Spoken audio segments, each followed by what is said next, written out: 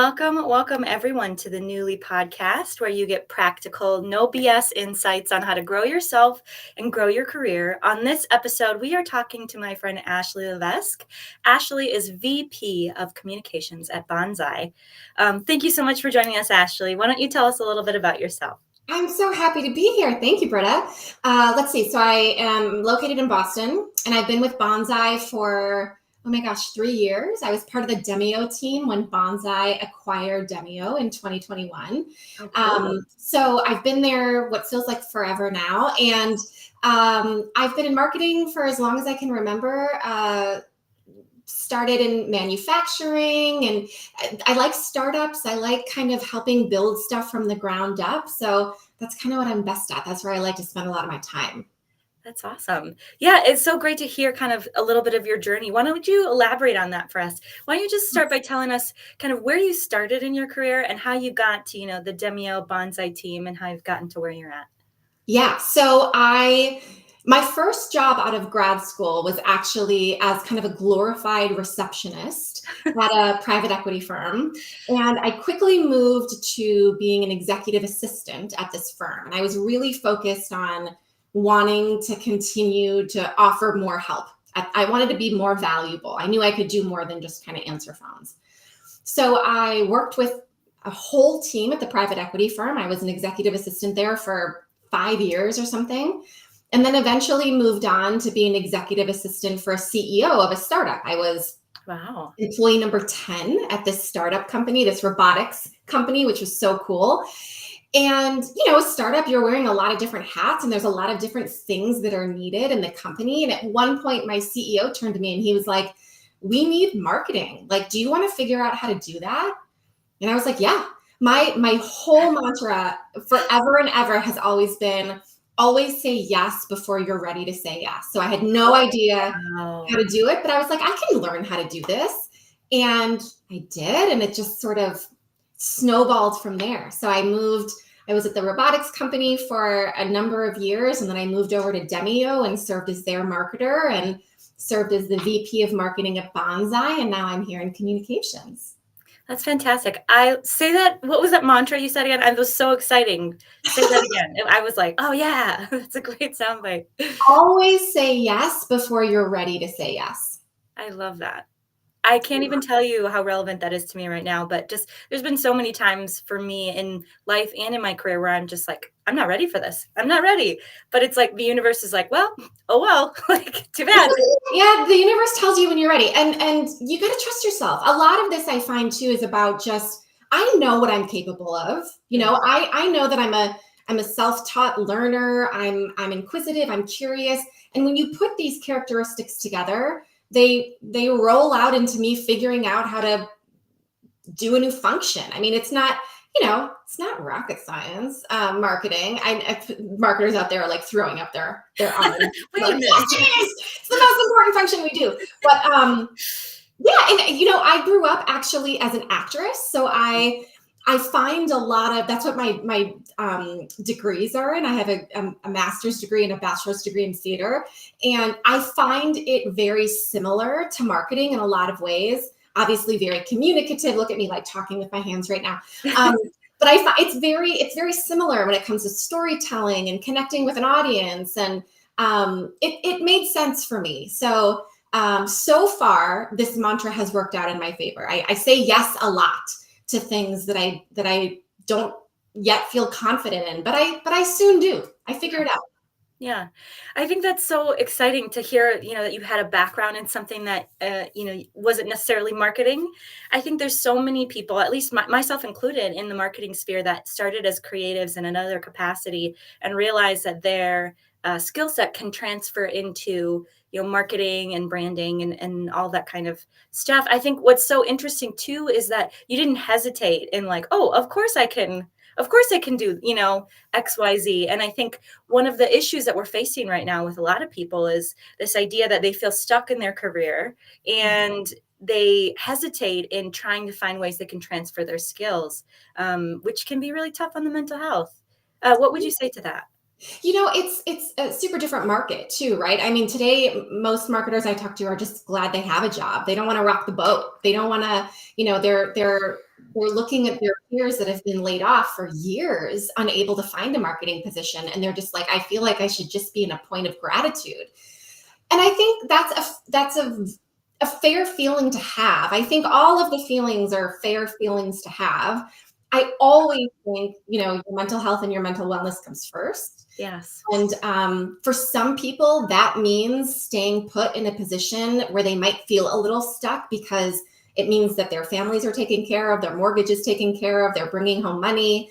For other people, it's mental wellness for them means I got to get out of here. And I will struggle in a different way, right? I will be searching for work, or I will be, a one income household, or whatever it is. And I think a lot of it is just about knowing yourself. You got to know kind of what your own boundaries and limits are, and trust that you can only make the right decisions for yourself. I remember at one point I was talking to my dad. When I was graduating from my bachelor's degree, all of my friends were going to like be doctors. So everyone was going on to like medical school or law school. And I was this like lowly little theater kid being like, what am I supposed to do? Like, should I go to school more? So I started looking at master's programs. And one of the things my dad said to me is he was like, furthering your education, furthering your curiosity and experience, never a bad choice. Doesn't matter.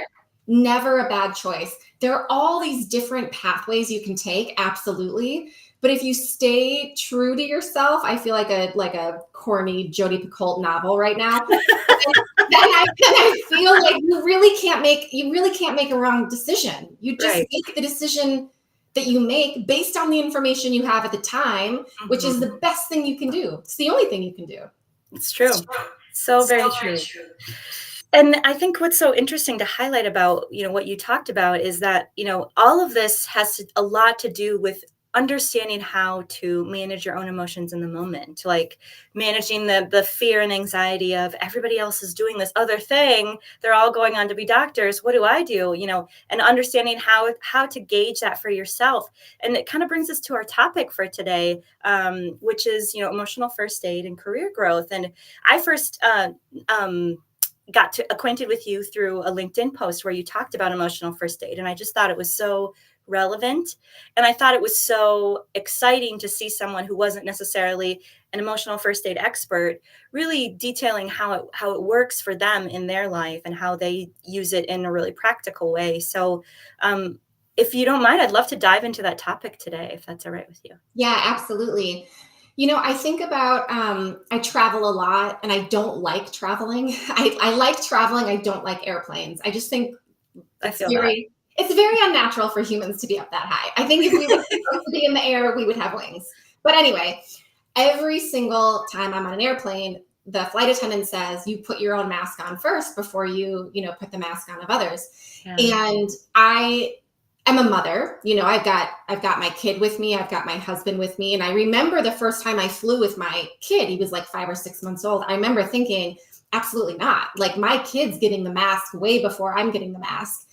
And I remember talking about this internally with my team, this idea of serving yourself first and these feelings of selfishness around that, and how it looks kind of in society to be taking care of number one and whatever. And the reality that I experienced during COVID, especially, was my capacity to do anything outside of myself, it greatly diminishes if I'm not first taking care of myself. Yes. And that is like an easy thing to say, I know, but it means different things for different people. And for me, it sometimes means, I have to take a break in the middle of the day. Like, sometimes it means I'm just not available for like an hour. And the way everybody feels about that is not my responsibility. My team is like a very incredible, like, nobody needs me for an hour. You know what I mean? The walls will not fall down. And it's an important thing to model, I think, too, for team members to reteach everybody that taking care of yourself is not a selfish task. It's a required task in order to function in the world, Mhm. especially in today's world. It's just a requirement.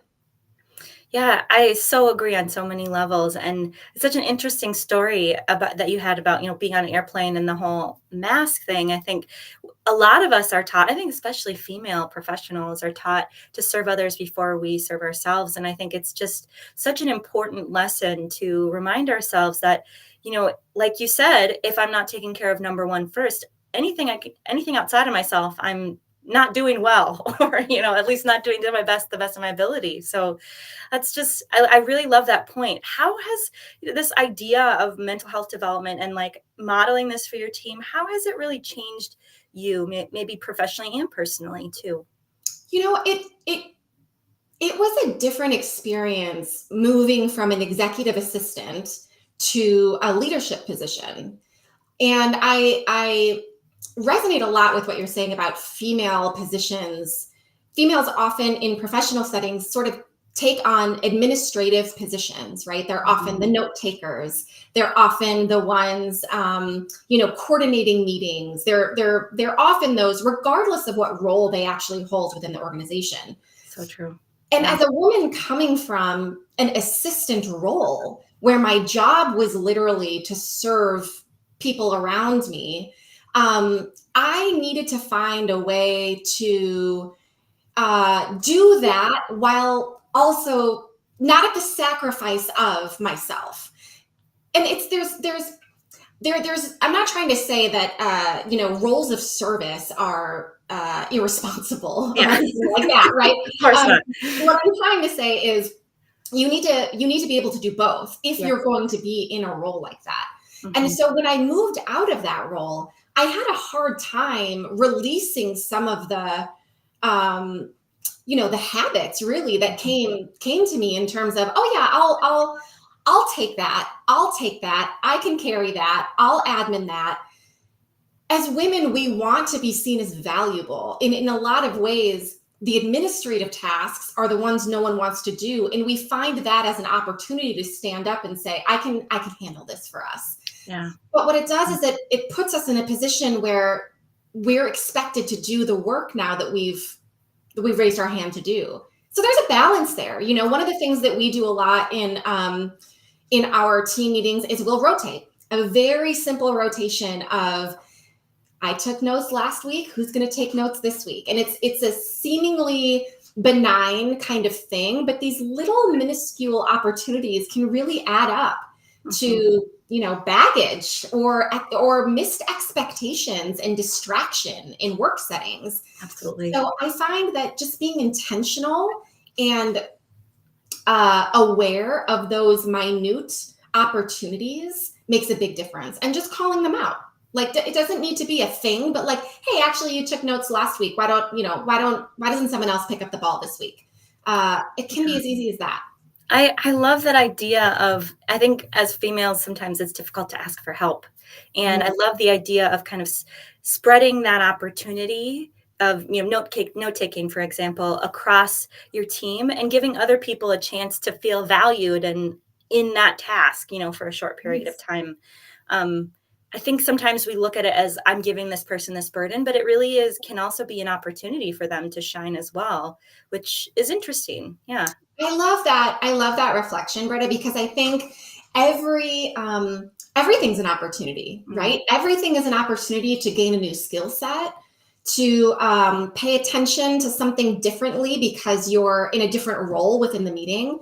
I find that people who are not taking notes receive the information differently, mm, right? mhm. Because they're just listening instead of writing it down. I find that the people who take the notes remember what happened in the meeting a lot more accurately than the people who didn't, because they're physically writing down what happened, and that's kind of coursing into their body in whatever way. There's some stat that says, if you write it down, you're X% more likely to remember it. If you speak it, you're X% more likely to remember it.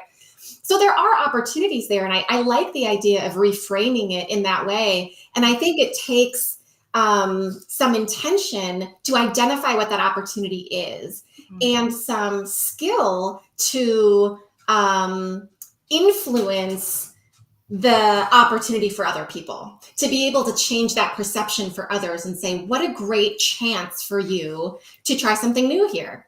Let's take that opportunity together.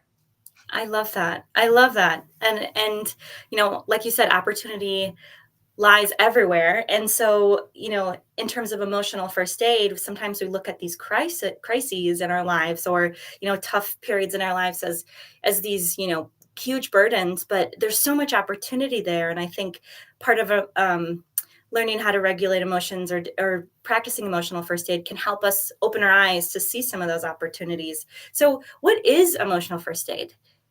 So I think about it as the emotional awareness of the difference between the stimulus that happens to me and my response or reaction to it. Mm. So first of all, just recognizing that those two things are separate, I think, is really important. So there is a stimulus that occurs, and then I choose how to respond to it.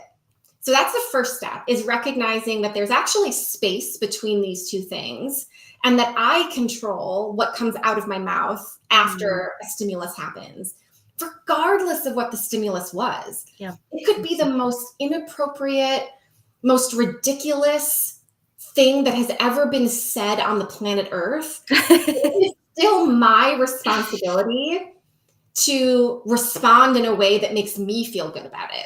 Yeah. Because Yeah. the only thing that happens if I respond in a way that I later regret is I feel terrible.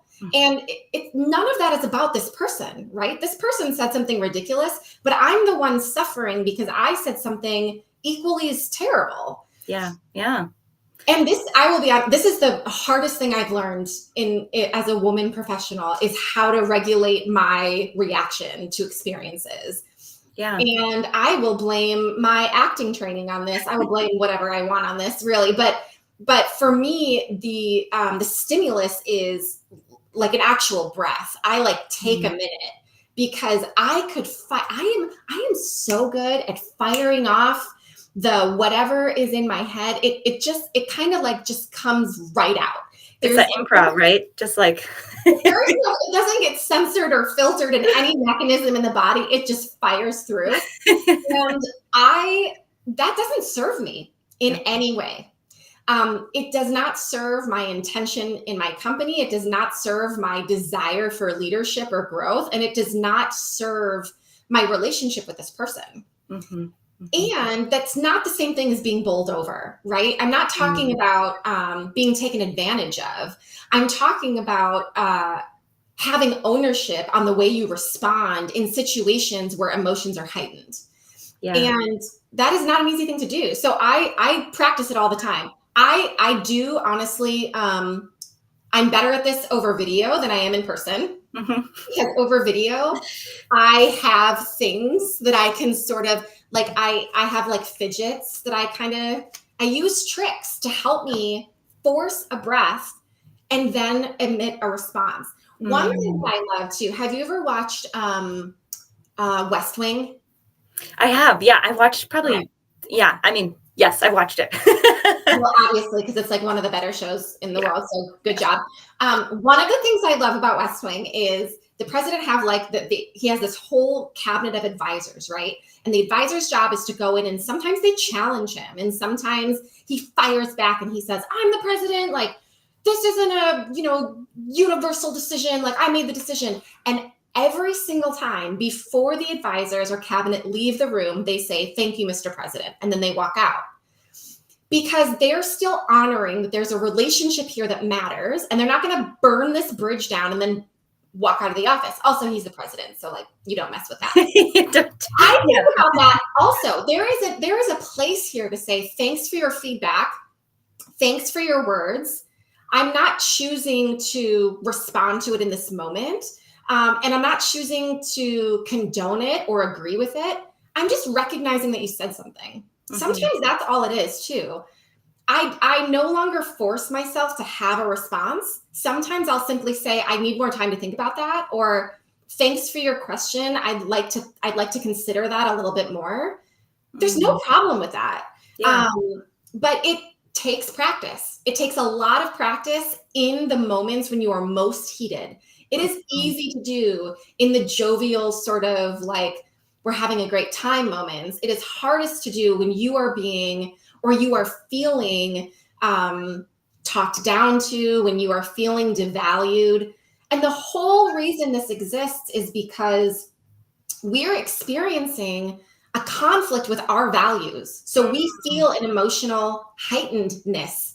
Someone says something and you're feeling either called out, they hit on your deepest insecurity, or, there's something happening here that is threatening what's most important to you. And that's getting you riled up. Yeah. So it's okay. It's okay because you have values, you have boundaries, you recognize that those exist, and you don't have to respond in a way that makes you feel like you're giving those values up, or Mm. that you're damaging what's happening in the room even more. Yeah.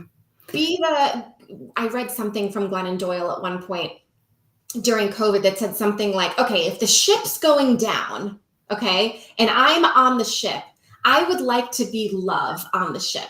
You Mhm. know, Mhm. I can't get off the ship.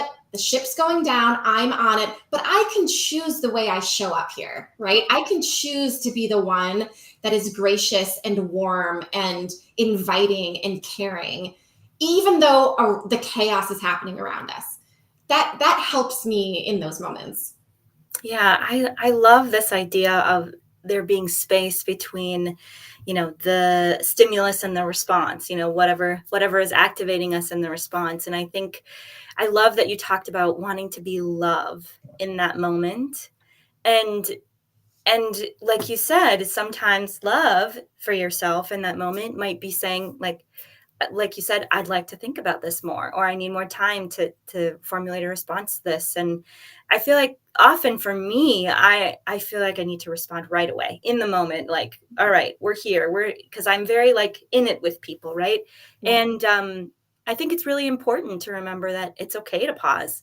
And that actually reflects really well on our character if we choose to pause in the moment and don't have a response or an answer right away. Or even if we say, I don't know. Let me get back to you. Oh, that is the hardest for us, isn't it? To say, I don't know the answer to that. Um, and this is a lot about women. This is a lot about us unlearning the expectations we had when we first came into an office setting and felt like we really needed to prove our value in Mhm. a way that got us a little bit up here. I don't know if other women can relate to this, but when I first found myself in an office setting with any kind of, responsibility, I found that I operated at a heightened experience 100% of the time. Yeah. 100% Mm. of the time, because I was always waiting for stimulus. Yep. I was waiting because someone always needed something. I always was expected to produce and execute the something that was needed, Mm. and it needed to be done urgently and immediately. If anyone has ever waited tables, also, Oh, this yes. is ingrained in you. I still, when I have nightmares, I have not waited tables in 30 years. I still have nightmares about forgetting a table Oh, or yeah. placing a Yeah. wrong order. It's these Same. things, they become part of your DNA based on the experiences that you've had, and you don't even realize it. Mhm. And slowing down is valuable, to your point. I mean, it doesn't say anything about our character except that we are methodical and thoughtful to wait until we feel like we are adding value to the space. I also find that a lot of women, myself included, we just kind of talk. Yeah. Like Yep. we're in a room and I find myself saying like, yeah, I totally agree. Yeah, yeah. I'm not adding any value to this conversation, but I don't want to be forgotten about in the room. Mhm. So I want to make sure that people remember that I'm there. And so I just start talking. These things they're practices in motion. And Mhm. if you have a team that you trust that can help develop you in these spaces, you can really advance It's in true. some of these practices. You have to trust the team that you're working with. And sometimes it helps just to say, I've done this with my executive team before. Like, I'm working on this. You're going to see me practicing this. Like, please know that this is hard for me. I'm working on this. And if you see this, here's why. Yeah. It's okay to be upfront about that. You know, we're here to learn and grow. And it just gives them an opportunity to be more supportive Yeah. and to watch you show up there and say like, hey, I noticed that. I noticed that you tried something different there. And I think that that really worked out. Yeah. I love how many opportunities you're giving your team to support you, because that gives, like you said, it gives another touch point for them to feel valuable, for them to feel included in your growth journey, and for you to be in sort of a mutual relationship versus this power dynamic. Yeah. And I think, knowing that most leaders, are aware of the power dynamic when it's happening, the leaders that choose to engage in mutuality with the people they lead often will get a lot better work and a lot better relationships out of those people that they're leading. What would you say to that? I agree. I mean, I think, again, part of the first step is acknowledging the power dynamic. You know, there are Mhm. so many people that I talk to who don't recognize that they hold weight in the business and that their voice matters in a different way. And that I think about it a lot with parenting. People are always watching. People are always watching your behavior, what you're saying, what you're not saying, what you're communicating, what you're not communicating. And vulnerability is a cornerstone to trust. You simply can't have the trust of your team if you're not willing to be vulnerable. We are emotional beings with physical bodies, and Mhm. we can't operate like robots in a business because business is not robotic. Business is emotional because businesses are run by people, and that's just people buy from other people, right? I mean, this is the nature of marketing and sales psychology. Like we already know this, but when it comes to leadership, for some reason, we find it very hard to kind of display our flaws, which is unfortunate because it is such a bridging opportunity to really connect with the team that we're leading. Yeah, I agree. Vulnerability can be one of the scariest things, you do with the team, but it also can be one of the most rewarding. I remember at my last position, one of the scariest things, telling the team that supported me, I have dyslexia, so I'm going to be a terrible proofreader for you. But I know that I carry these skills in this other way. So if you need this, I got you, but I'm Yes. going to need to rely on you guys for this component of my professional development because I'm just not capable of it. And Absolutely. I thought, I was terrified in the moment, and I thought, oh my gosh, they're going to have all of these thoughts and feelings about me. And the amount of respect I got for that after the fact, well, I really floored me. And so, what would you say to somebody who's trying to practice emotional first aid, and they're in the moment, and what do they do in that, like, hard pressed moment where they're like, I really want to explode at this person? What would you say to them? So, a couple of things. One, I would say take a deep breath. The Mm, only thing that you have to do in this moment actually is just breathe. mm, And remember that there are no other expectations of you in this moment, period. mm, mhm, And often what I find is the stimulus, it starts with a physical response and then a story comes in. So when someone offends me, I feel it like right up here in my chest. I feel kind of like, like kind of ragey. And I immediately start a story after that about this mm. person doesn't respect me. I can't believe they think da da da da da da. And then I say something that I regret. But there are so many things happening before I say something. Yeah. So if you breathe, it'll allow you to calm your nervous system down, right? There's Mm, a physiological response where the physical sensation that you're experiencing will relax a little bit. yeah. And that will help that story become just a little bit clearer. It'll Mhm, help you think through the story a little bit without the heightened sort of experience of this, which makes it mm. hard to do anything. When you're in fight or flight or freeze mode, you're not thinking through how I'm going to tactically get away from the bear or whatever it is, right? It's like Yeah. it Yeah. takes over your system. Mhm. So That's the first step. And that's honestly it. All you have to do is breathe and allow your system to calm down. This is just like a, meditation like 101 thing. You Mhm. have to intentionally take some inhales and exhales, allow your system to slow down, and then instigate a response verbally. And that instigation response verbally, if you're still not feeling ready, can be I'm not ready to continue the conversation, or let me think about that, or thank you for your feedback, period. Yeah. That's a complete sentence, by the way. Yeah. Thank you for your feedback, period. Yeah.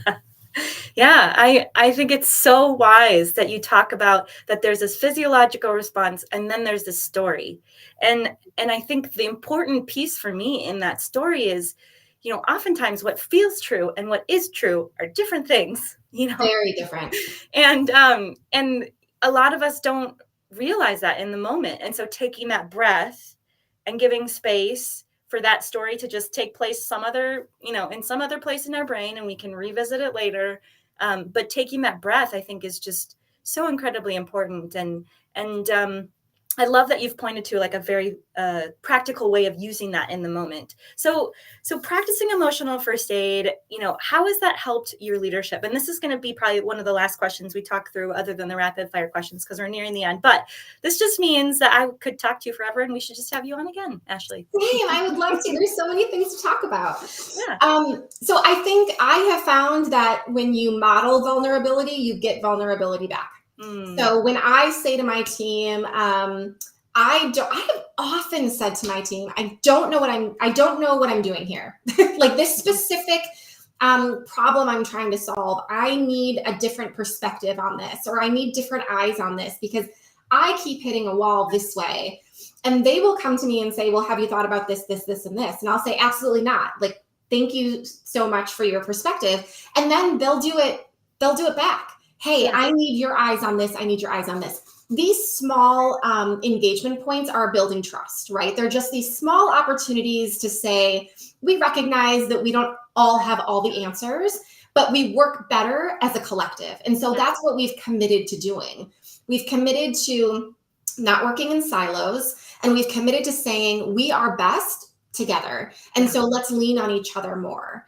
Mm, And again, it's a practice. It's a practice of showing up continually. And it's worth noting here, too, that when we talk about vulnerability, we are not talking about vulnerability that is so distracting and emotionally chaotic that it does more harm than good. yeah. We're I not am talking about word vomiting out all your trauma. No, I am not talking about laying all your dirty laundry bare on a press release. I am Yeah. talking about having honest conversations in order to remove roadblocks that are inevitably showing up, either because of a lack of trust, or they're showing up because there's something happening with your team and you're not getting the work out of them. Okay, something's happening at home. I mean, there's a million things going on that you need to address all the time as a leader, and your Mm, job is to support them.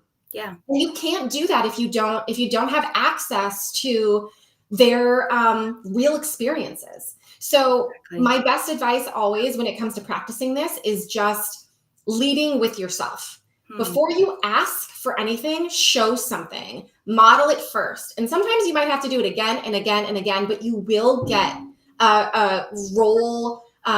You will get it mirrored to you Yeah. from your team at some point. Yeah. I think that's such a wise way of pointing to how it can help leadership, and how it creates kind of a ripple effect into your team. And just one more point, and it's like want to keep going, but just Yeah. one more point I think is like you have this idea in the way that you're describing it of like help me understand. And that's one of my favorite questions to ask as a leader when things are chaotic, and someone's not performing or something's happening, and just help me understand. And so like I see you doing that for your team, like creating spaces where they can understand what's going on for you, and then opening up spaces where they can ask you questions, and then also you can ask them, like, help me understand what's going on here. I don't I don't have expertise or line of sight in this. And I just love that. I think that's such a brilliant way of looking at it. Totally agree. I think it's a great question. I also like to ask, tell me why this is important for you. Ooh, you. I Tell me love why that. this is important for you. I'm noticing, I'm observing that you are coming at this pretty hard. I'm observing that you've brought this up multiple times in our conversation, or I've been hearing you say this over the course of the week. Tell me why this is important. What's behind this, right? Mhm. Sometimes just these questions, like you're saying, Britta, they can open up a different kind of conversation. Yeah, absolutely. Well, we arrived at our rapid fire questions. I'm so excited to hear what your answers are for this because I'm sure they're Okay. probably going to be great as an actor. So our first question is, what is the most random job that you have ever had? Okay, so the first job I ever had was there was a teen center. It's exactly what you think it is. It is literally like a club for teenagers. There's no alcohol. There's just a bunch of teenagers running around, and sometimes like live music. Okay, and there's just boys and girls breaking up with each other. That's basically what this teen center is. Was And this in Eau Claire, Wisconsin? Was this? No, this Okay. was in Wisconsin though. Okay. Okay. Um, and my job was to be behind the bar and I got people soda. I was the soda gun girl. They got soda, they got snacks. I was a cashier at a teen club, basically. Cool. Hmm. Whoa. Yeah, That's awesome. That sounds like a great place. I wish I would have had a teen club when I I was know. younger. I Isn't that know. The cool? teens need somewhere to go.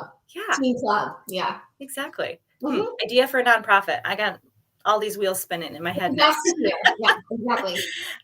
So the next rapid fire question is, what is the worst career advice that you have ever gotten? So the worst career advice I've ever gotten is from leadership above me saying, "Don't worry, I've got you." And I know this sounds Mhm. really counterintuitive to a lot of what I've been saying today, but the reality when it comes back down to put your own mask on first is that you are in control of your career trajectory. Yep. If you want certain opportunities, certain roles, certain responsibilities, the only person who is out to get them for you is you. Yeah. Period. That doesn't mean that you can do it alone, and it doesn't mean that you don't have a great support system around you. But putting your career path in the hands of senior leaders is a mistake. Yeah. 100%. I love that. I love that. It's taking responsibility for your own trajectory Exactly. and really owning your story, which Yeah. I'm all about that. Well, thank you so much for joining us. Yeah. And thank you to everyone else who joined us. If you want to listen to this episode again, it goes live on all relevant podcasting channels next week. Don't forget to subscribe to the channels and share with friends who you think would benefit from this information. And join me next week at 8:30 a.m. on the Newly podcast, where you get more practical, no BS insights on how to grow yourself and grow your career. See you next time.